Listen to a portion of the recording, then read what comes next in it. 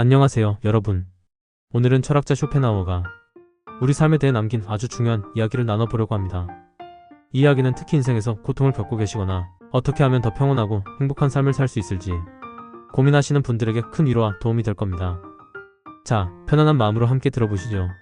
시작 전에 구독, 좋아요, 알림 설정해주시면 감사하겠습니다. 1.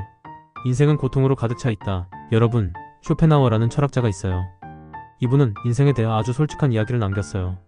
인생은 고통으로 가득 차 있다. 참 씁쓸한 말이죠. 그런데 우리가 살아가다 보면 공감되는 부분이 많아요. 예를 들면 사람들과의 관계에서 오는 상처, 경제적인 걱정, 건강 문제, 직장에서의 스트레스, 예기치 못한 사고들, 이런 것들이 우리를 힘들게 하잖아요. 쇼펜하우어도 그런 고통을 인정했어요. 하지만 여기서 중요한 건 고통만이 전부는 아니란 겁니다. 그는 말했어요. 우리에게는 행복할 수 있는 요소들이 충분히 존재한다. 그러니까 고통은 피할 수 없지만 그 안에서도 행복을 찾을 수 있다는 거죠. 고통을 줄이고 평온을 찾는 방법. 그렇다면 고통 속에서 행복을 찾으려면 어떻게 해야 할까요? 쇼펜하우어는 이렇게 말했어요. 현자는 쾌락이 아니라 고통이 없는 상태를 추구한다. 쉽게 말하면 지나친 욕심을 부리지 말고 고통을 줄이는 데 집중하라는 거예요. 그럼 구체적으로 어떻게 해야 고통을 줄일 수 있을까요? 3. 마음의 평정을 유지하는 법. 첫째, 마음의 평정을 유지해야 해요. 살다 보면 사람들과의 관계에서 시기심이나 질투를 느낄 때가 있잖아요. 때로는 다른 사람의 자랑이나 비교로 인해 마음이 상하기도 하고요. 쇼펜하우어는 이런 일들에서 벗어나야 한다고 했어요. 불필요한 인간관계를 줄이고 자신만의 시간을 가져보세요. 그리고 중요한 건 자신을 다른 사람과 비교하지 않는 것이에요. 비교는 불행의 시작이니까요. 4. 현재를 사는 법. 둘째, 현재에 집중하세요. 많은 사람들이 과거의 후회나 미래의 불안 속에서 살아가요. 하지만 쇼펜하우어는 현재만이 진정한 현실이라고 했어요. 지금 이 순간 맛있는 음식을 먹는 기쁨, 따뜻한 햇살을 느끼는 행복, 그런 작은 것들에 집중해보세요. 과거나 미래는 우리 마음속에만 있는 거잖아요. 현재를 즐기는 법을 배우는 것이 정말 중요해요. 5. 고독 속에서 자신을 찾기. 셋째, 고독을 받아들이세요. 어릴 때는 혼자 있는 시간이 무섭고 불안했지만 나이가 들수록 고독은 우리를 더 단단하게 만들어줘요. 쇼펜하우어는 고독 속에서 책을 읽고 음악을 듣고 예술을 감상하며 내면을 성찰하라고 했어요. 혼자 산책을 하거나 자연 속에서 시간을 보내는 것도 좋아요. 그런 시간은 우리를 치유하고 스스로를 돌아보게 해줍니다. 6.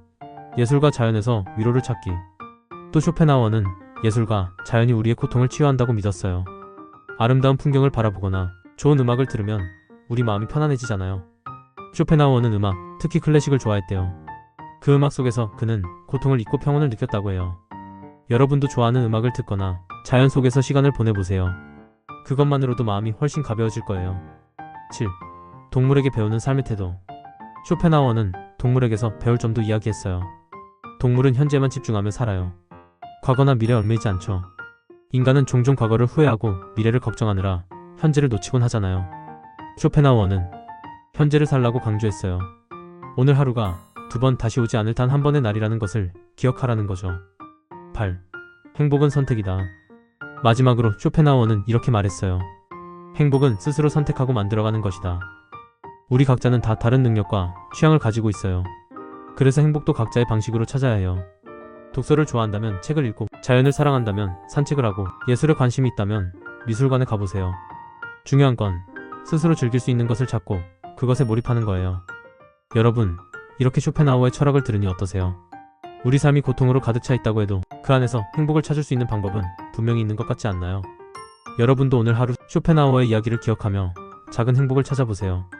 지금 이 순간이야말로 가장 소중한 시간입니다. 그럼 이 내용을 평온하게 들으실 수 있도록, 명상하면서 들을 수 있도록 천천히 풀어서 쇼펜하우어 관점에서 안내해드리겠습니다. 쇼펜하우어는 인생은 고통이라고 했다. 인간관계, 경제적 문제, 삶에서 갑자기 일어나는 사건 사고들, 직장에서 오는 스트레스 등 인생을 돌아보면 고통스러운 순간은 삶의 많은 부분을 차지한다. 하지만 고통만 인생의 전부는 아니다.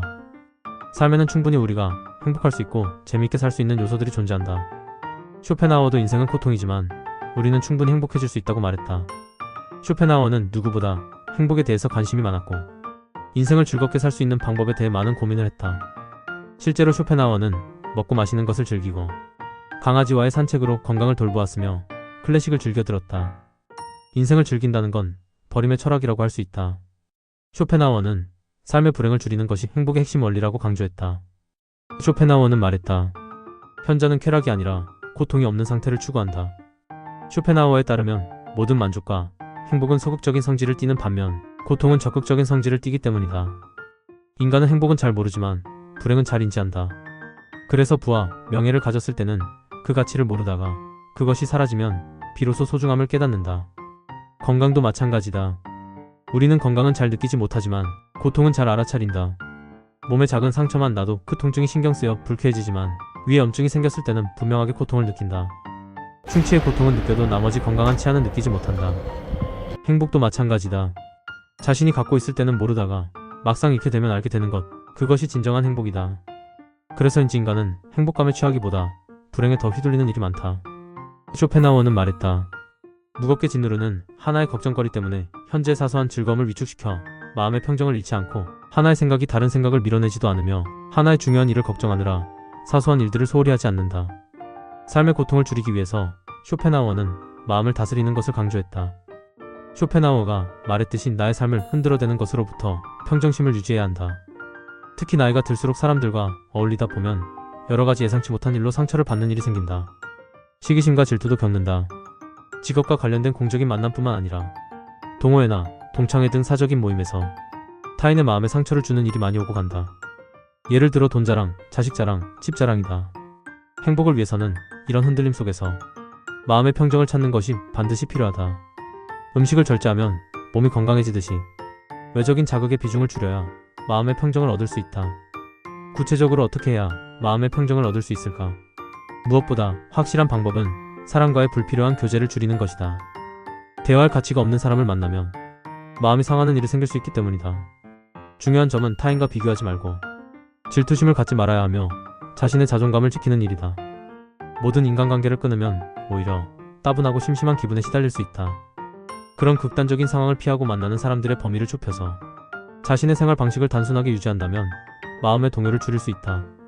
쇼펜하우어는 무료함을 야기하지 않는 범위 내에서 될 수 있는 한 관계를 단순화하고 생활 방식을 극히 단조롭게 해야 행복해진다고 했다.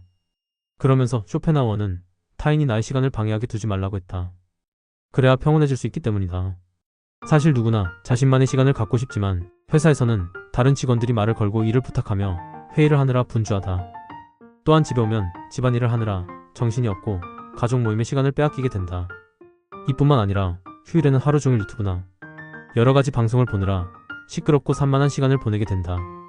자극적인 내용들로 가득한 미디어나 기사는 우리의 신경을 지나치게 자극하는 경우가 많다. 어릴 때는 혼자 있으면 무섭고 불안했지만 나이가 들면 혼자 있는 시간이 편안하다. 20대에서 30대에는 경력을 쌓고 경험을 넓히기 위해 사람들을 만나느라 정신이 없지만 인생 중반기를 지나면서부터는 어느 정도 여유도 있고 사회적으로 자리를 잡아서 혼자만의 시간을 보낼 기회가 생긴다. 자신이 소중하게 생각하는 것에 대한 선택과 집중이 필요할 때다. 나이 들수록 삶의 무게중심을 점차 밖에서 안쪽으로 옮겨야 한다. 즉 자신의 내면을 더 성찰하여 자기를 더 깊이 알아가야 한다. 무게중심이 바깥에 있는 사람은 출세, 승진, 명예, 부 등을 추구하며 각종 모임 등에 빠져 즐거움을 추구하지만 무게중심이 안에 있는 사람은 혼자 있는 시간을 가지면서 개인적인 취향에 따라 예술, 시와, 문학, 철학 등을 가까이 하게 된다. 이런 정신적인 즐거움은 관심이 밖으로 쏠려 있는 사람은 누릴 수 없는 것이다. 쇼펜하우어는 사람들과의 만남을 줄이고 늘 책을 가까이 하며 좋아하는 노래를 들으며 스스로 생각하는 힘을 키우기를 권한다. 기회가 된다면 미술 전시회나 연주회를 찾아가 최고의 예술가가 만들어낸 작품을 감상하며 인생의 고뇌에서 벗어나는 시간을 가지는 것이 좋다. 혼자서 산행을 하며 자신을 만나는 훈련도 해야 한다. 고독은 나의 진정한 모습을 들여다볼 수 있는 것이다. 나이 들수록 누구한테도 방해받지 않는 잔잔함을 스스로 찾도록 해야 할 것이다. 쇼펜하우어는 인생의 고통을 벗어나 마음의 평온을 누리는 방법을 예술에서도 찾았다. 그는 베토벤 교향곡을 좋아해서 음악이 삶에 주는 가치를 분석하기도 했을 만큼 고통에서 벗어나는 방법이 예술의 미적 간주와 음악에 있다고 보았다. 우리는 아름다운 풍경이나 작품을 보거나 좋은 음악을 들으면 고뇌가 가라앉는다는 것을 느낀다. 쇼펜하우어에게 예술의 역할은 단순히 삶의 고통을 순간적으로 위로하는 토피처가 아니라 고통의 원인이자 세계의 근원을 인식하고 느끼게 하는 것이다. 지금까지 쇼펜하우어의 철학적 포찰에 대해 이야기해드렸습니다. 긴 영상을 청취해주셔서 감사합니다. 도움이 되셨다면 좋아요, 구독하기 부탁드립니다. 더 유익한 내용을 제작하는데 큰 도움이 됩니다. 다시 한번 머리 숙여 진심으로 감사합니다.